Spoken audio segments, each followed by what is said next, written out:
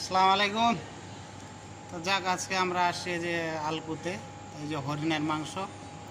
দেশে তো খাওয়া যায় না, তো যাক বিদেশের মাটিতে খাওয়া যায়। এই যে হরিণের মাংস 10 দিনের কিলো।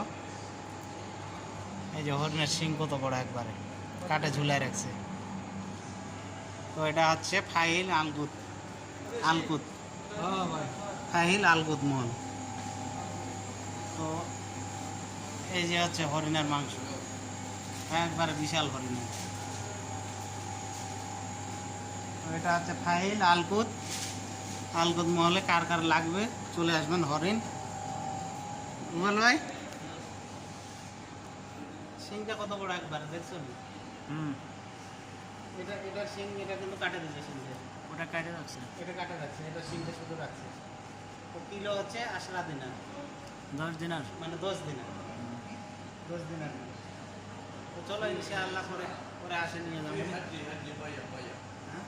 ফি পায়া, মাশাআল্লাহ ফি পায়া ফি, হরিণ ফি পায়া বল। ইনশাআল্লাহ ইজি है ना बाद में। ओके हाँ मुदिर सोनक जैन हमदन।